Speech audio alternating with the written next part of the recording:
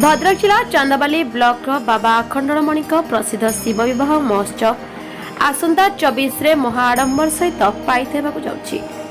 एथिपई चंदन पूर्णिमा लग्न थाल एवं मंगुळा गुआ उठिबा परे चली देव निमंत्रण।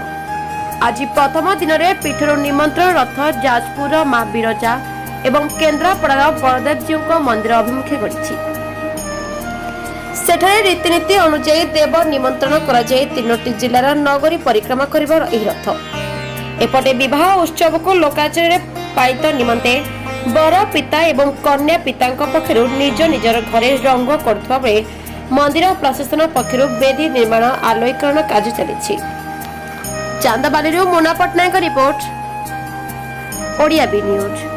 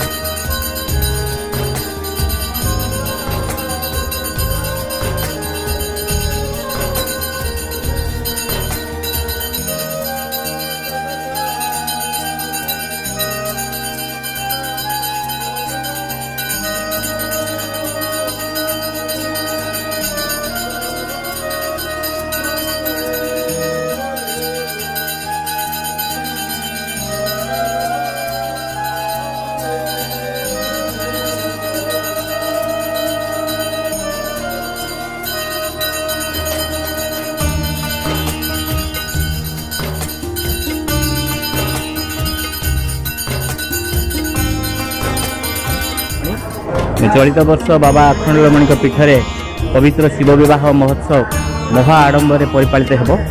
आपण जानिछंती मे 24 रे बुधवार दिन ज्येष्ठ मास शुक्ल पंचमी रे शिव विवाह पर्व अनुष्ठित होउछि।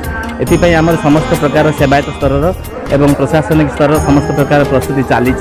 आज आपणकर जो निमंत्रण रथ बर्तमान बाहरी आपणकर भद्रक जिला, जाजपुर जिला, केन्द्रापड़ा जिला माँ जाजपुर अधिष्ठात्री देवी माँ बिरजा एवं केन्द्रापड़ार बलदेवजीउ एवं भद्रकर भद्रकाली तो एमती विभिन्न देवदेवी पीठ को जाई आज निमंत्रण पत्र मंगुला गुआ एवं अन्य समस्त निमंत्रण जनित व्यवस्था कराजिवो।